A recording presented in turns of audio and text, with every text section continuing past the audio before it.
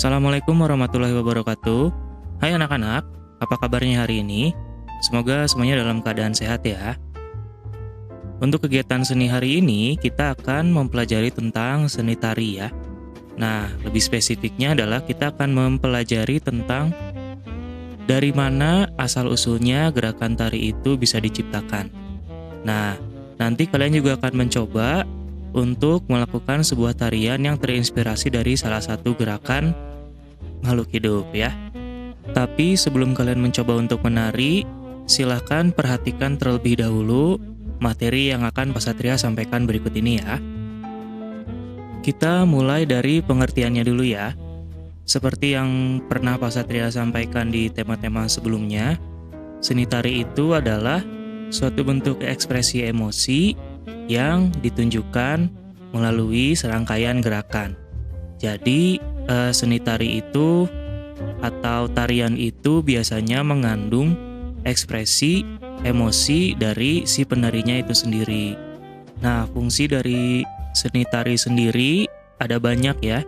Yang pertama bisa sebagai ritual keagamaan, itu biasanya digunakan pada zaman-zaman dahulu ya, zaman-zaman ketika manusia belum mengenal agama.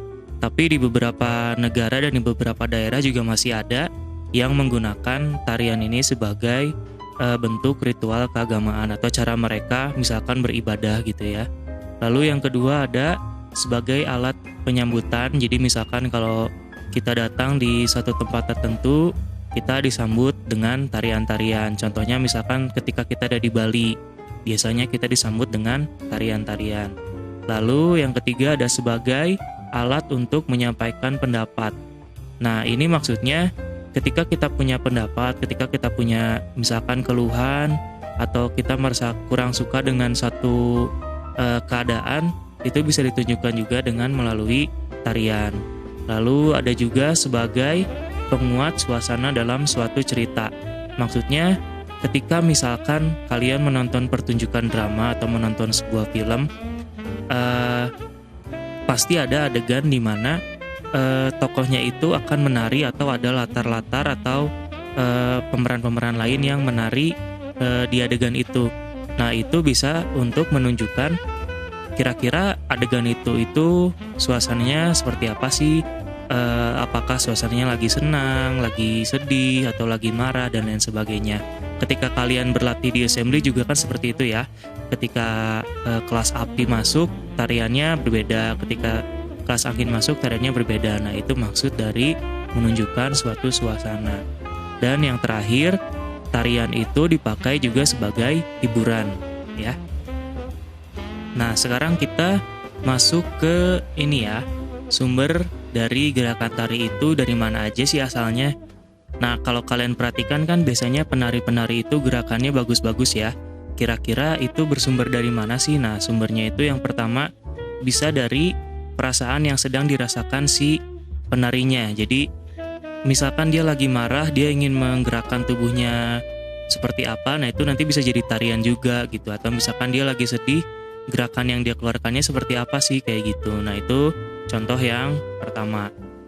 Yang kedua, dari gerakan hewan. Jadi, beberapa gerakan hewan itu bisa ditirukan menjadi sebuah tarian. Contohnya misalkan gerakan burung, beruang, singa, dan lain sebagainya. Lalu yang ketiga ada gerakan tumbuhan. Nah, maksud dari gerakan tumbuhan ini adalah tumbuhan yang bergerak karena angin atau tumbuhan yang memang bisa bergerak sendiri. Contoh misalkan anemon. Anemon itu dia bisa bergerak ke kanan dan ke kiri kan. Nah, itu bisa dijadikan salah satu inspirasi dalam gerakan tarian. Lalu misalkan ada pohon yang bergerak ke kanan dan ke kiri karena tiupan angin. Nah, itu juga bisa dijadikan inspirasi dalam membuat gerakan tarian. Nah, yang terakhir ada gerakan yang berasal dari benda-benda yang ada di sekitar kita. Jadi, beberapa benda itu bisa dijadikan gerakan juga. Contoh misalkan api. Nah, kalau kalian mengikuti latihan assembly kan ada kelas api ya. Nah, di situ kita bisa tahu bahwa api itu punya gerakan loh ternyata dan bisa ditirukan gerakannya. Jadi kayak gitu ya. Nah, ini adalah beberapa contoh yang Pak Satria dapatkan tentang gerakan-gerakan tarian ya. Nah, di sini kalian bisa lihat ada beberapa orang perempuan yang menggunakan kostum seperti burung merak. Nah, di sini mereka itu memperagakan atau membawakan tarian yang bernama tarian merak. Nah, tarian merak ini adalah salah satu tarian tradisional Indonesia yang terinspirasi dari keindahan burung merak. Jadi burung merak itu kan corak bulunya khas ya. Nah, karena keindahan itu dituangkan dalam tarian atau ditampilkan dalam tarian yang diwakili dengan wujud kostumnya yang seperti burung merak dan tariannya juga gerakannya seperti burung merak. Nah, lalu yang kedua, contoh yang kedua ini kira-kira ini lagi apa ya? Nah, ini adalah salah satu contoh tarian yang dilakukan di salah satu pertunjukan drama. Jadi, dalam foto ini, kalau kalian bisa lihat, di situ ada orang yang menggunakan jubah merah dan ada satu orang yang duduk di tengah ya, yang dia pakai kaos biasa. Nah, orang yang memakai jubah merah ini melambangkan api. Jadi, mereka ketika masuk ke atas panggung dan memerankan adegannya, itu mereka sebagai api dan mereka bergerak-gerak seperti api yang sedang membakar rumah si tokoh utama yang sedang ada di tengah itu. Nah, kurang lebih begitu ya. Jadi anak-anak, itu materi yang Pak Satria sampaikan kali ini. Untuk tugasnya silahkan kalian cek di bawah ya.